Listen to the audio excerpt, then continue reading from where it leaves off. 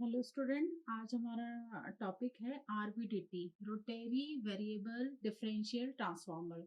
तो आरवीडीटी एक ट्रांसड्यूसर है जो कि मैकेनिकल एंगुलर डिस्प्लेसमेंट को इलेक्ट्रिकल सिग्नल में कन्वर्ट करता है। तो इस तरीके से ये एक इलेक्ट्रिकल ट्रांसड्यूसर है।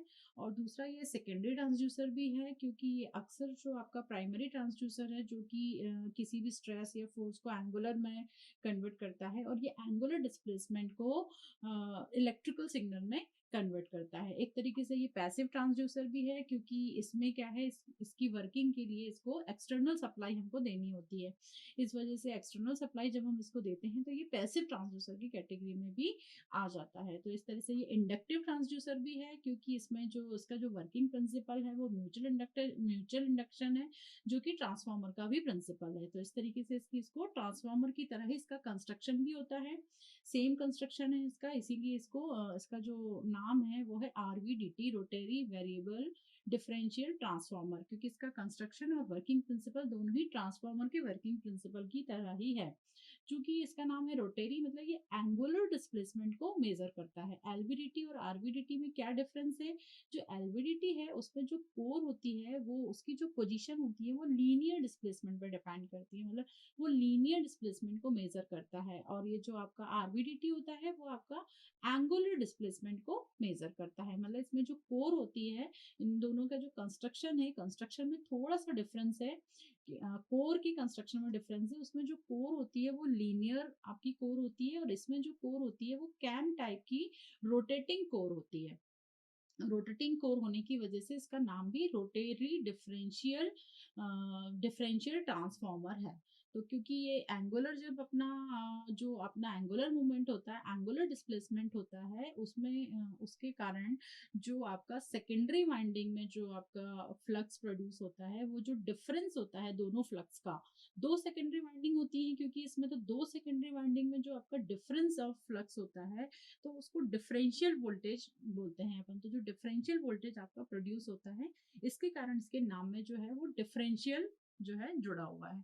तो अपन इसका कंस्ट्रक्शन देख लेते हैं। इसका जो कंस्ट्रक्शन है वो एलवीडीटी की तरह ही है। इसमें एक प्राइमरी वाइंडिंग होती है, फिर एक कोर होती है। कोर मैंने आपको बताया कि कोर इसमें जो है वो रोटेरी कोर होती है, जिसको कि कैम शेफ्ट कोर भी कहा जाता है। रोटेरी टाइप की कोर उसकी होती है। इसका कंस्ट्रक्शन थोड़ा सा मैं इसका बना देती हूँ।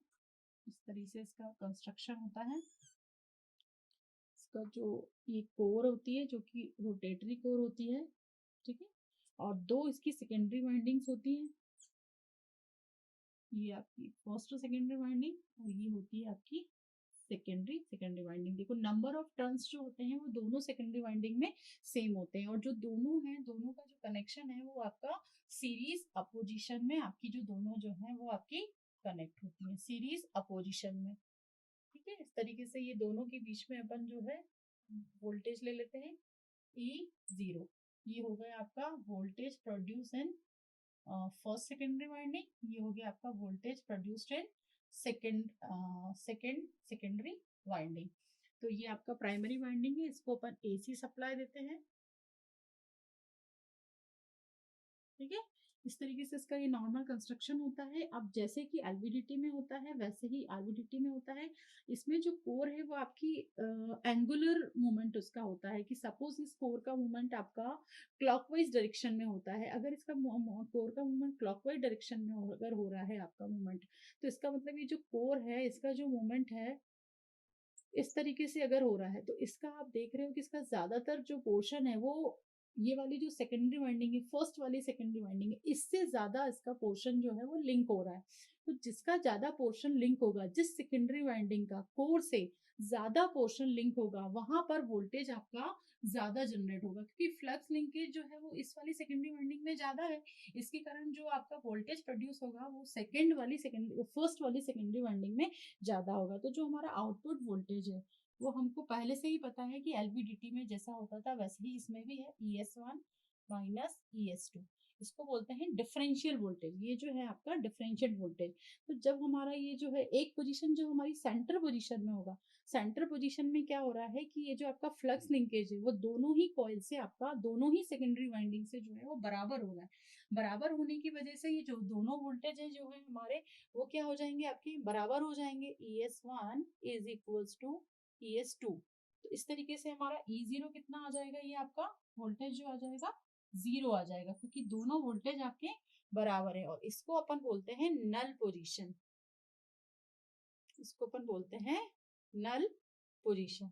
अब जब आपकी जो वाइंडिंग है, ये जो आपकी कोर है, ये क्लॉकवाइज डायरेक्शन में अगर घूम रही है, तो हम देख सकते हैं कि इसका ज्यादातर पोर्शन जो है वो आपका ये जो फर्स्ट वाली सेकेंडरी वाइंडिंग है इससे ज्यादा लिंक हो रहा है। इससे ज्यादा लिंक होने के कारण जो आपकी सेकेंडरी फर्स्ट वाली जो वाइंडिंग है, फर्स्ट सेकेंडरी वाइंडिंग है, इसमें ज्यादा वोल्टेज प्रोड्यूस हो रहा है। यानी कि आपका जो ES1 है, ES1 जो है आपका, ES1 जो है वो ग्रेटर हो गया आपका किससे, ES2 से। तो इस वाले केस में हमारे पास जो आउटपुट वोल्टेज मिलेगा, डिफरेंशियल आउटपुट जो मिलेगा, वो क्या मिलेगा आपको, पॉजिटिव मिलेगा, क्योंकि ES1 हमारा ग्रेटर है।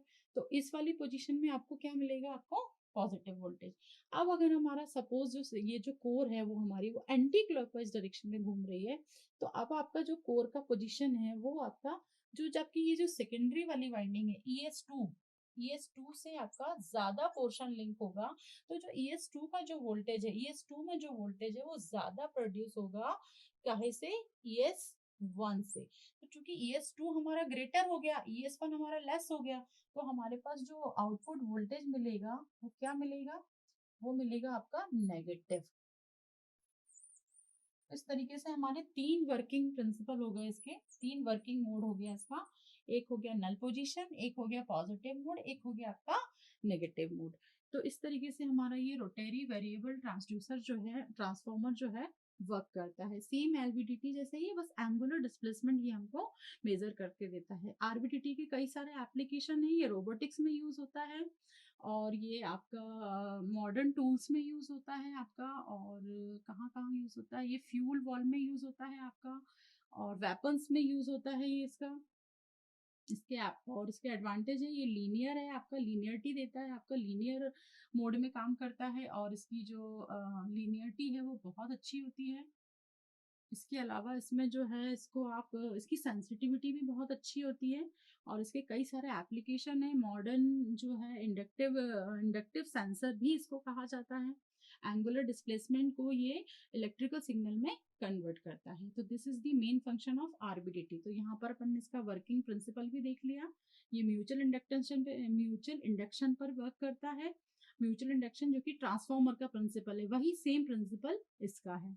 ठीक है, और इस तरीके से इसके तीन वर्किंग मोड है आपका, एक है नल पोजीशन, एक है आपका पॉजिटिव मोड, एक है आपका नेगेटिव मोड।